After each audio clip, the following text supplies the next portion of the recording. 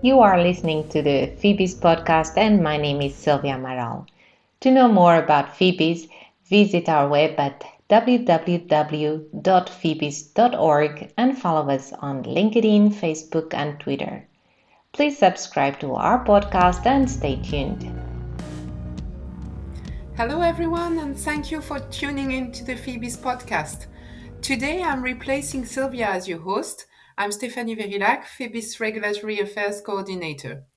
In our podcast, we very often talk about regulatory topics or texts developed at European level with the aim to regulate industry activities. Of course, we always focus on the dossiers that go around the business information industry. As we approach the end of the year, we wanted to come back to one of the very important latest pieces of EU legislation, which is promoting data sharing, and namely the EU Data Act. And to help us look at how we can prepare for compliance with the Data Act, I'm really glad to welcome today Maria Teresa Lacatena, who's Regulatory Affairs Specialist at CRIF. Maria Teresa, thank you for joining us from Italy. Thank you for inviting me in this new episode of Phoebe's podcast. Thank you very much. So, Maria Teresa, could you first remind our listeners what is the EU Act and what is the timeline for full compliance? Yeah, thank you, Stephanie. So, data is the basis of the 21st century economy. Indeed, every click, swipe, and purchase generates data. However, while the potential of data is immense, its value remains unevenly distributed. For this reason, recognizing the importance of data, the European Union has introduced the Data Act, which is part of the European Union's broader data strategy, and it is built on the previous legislative efforts like the GDPR and the Data Governance Act. But while GDPR focuses on protecting personal data, the Data Act primarily deals with non personal data and how it is shared, accessed, and used across industries and sectors.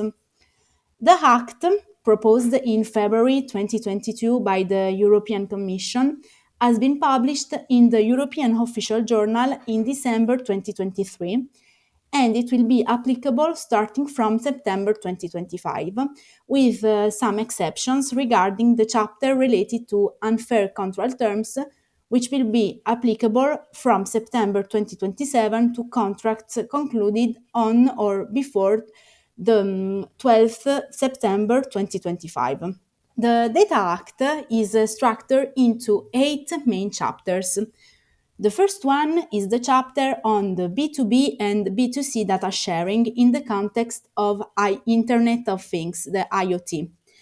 And according to this chapter, users can access the data generated by the devices they own or use. For example, if you own a smart device such as a connected washing machine, you should have the right to access its performance data. Furthermore, you can share this data with another service provider defined as a third party in the Data Act. And this is important to encourage competition and better services. This principle levels the playing field by reducing the control that manufacturers have over data, giving users more freedom and choice. Then there is the chapter on the B2B data sharing, and this chapter clarifies the data sharing condition wherever a business is obliged by law to share data with another business. For instance, SMEs, which often lack the resources to gather vast amounts of data, will be able now to access datasets from larger organizations under fair terms. And here, in this context, data holders may request reasonable compensation for making the data available to a data recipient. And this concept is quite important because it will be as a sort of basis also for future legislation. This is the case, for example, of the Open Finance Framework. Chapter 3 is related to unfair control terms, and here there is a provisions protect all businesses in particular SMEs, against unfair control terms imposed on them. On Chapter 4, the Data Act focuses on the B2G data sharing. Indeed, the new act will allow public authorities to access private sector data in situations of emergency, such as pandemics or natural disasters. Chapter 5 is related to switching between data processing services, and on this chapter, the Data Act includes measures to ensure that customers can switch from one provider of data processing service to another provider quickly and smoothly, and of course, without losing any data or the functionality of applications. The sixth chapter is the one on the unlawful third country government access to data. And in this context, the Data Act established rules and safeguards for access requests by a foreign public sector body to non personal data held in the European Union. The last two chapters are related to interoperability and enforcement. On the interoperability, the Act emphasizes this concept, and this is particularly critical for sectors like smart cities, healthcare, and renewable energy, where collaboration is key to progress.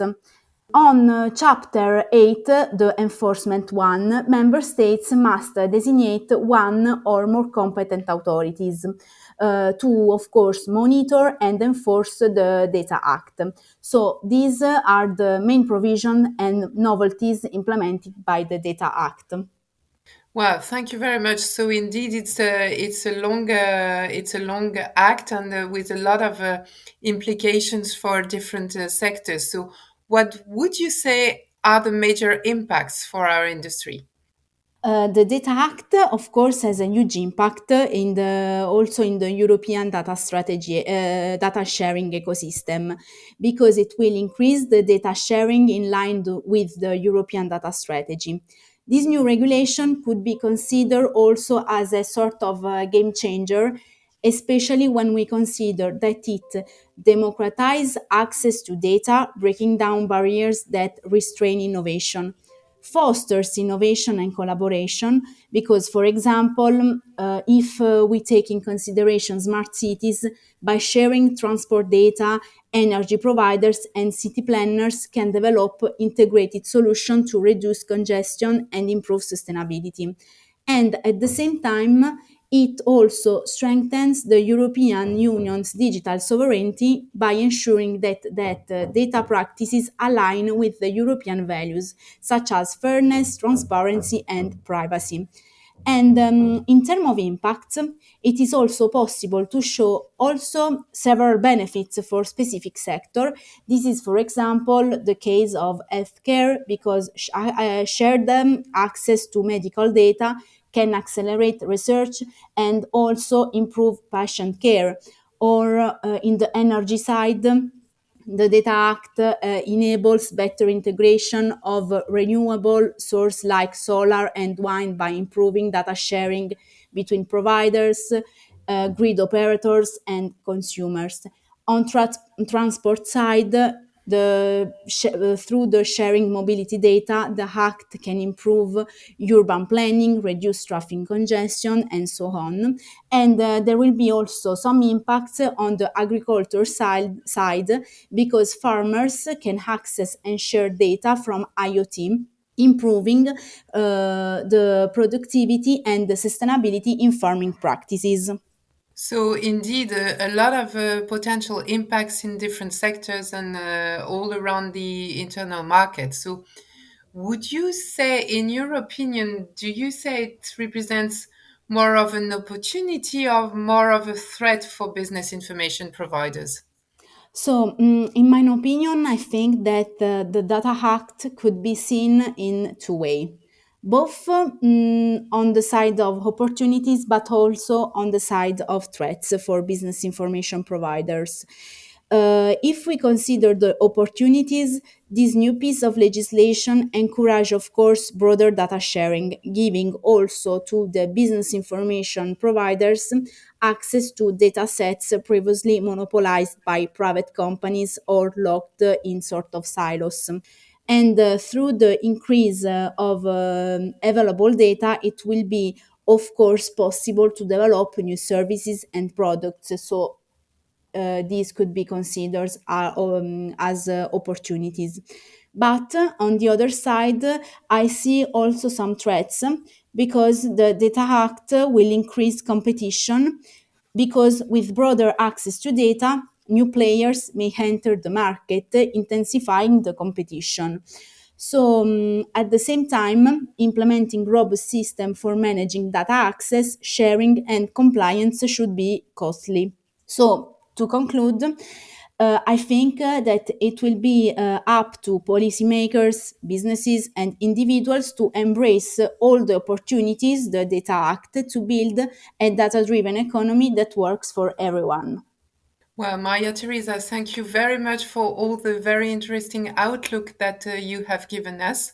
I think it's just showing that, there are a lot of possibilities here, and now everybody has to work and be prepared for compliance.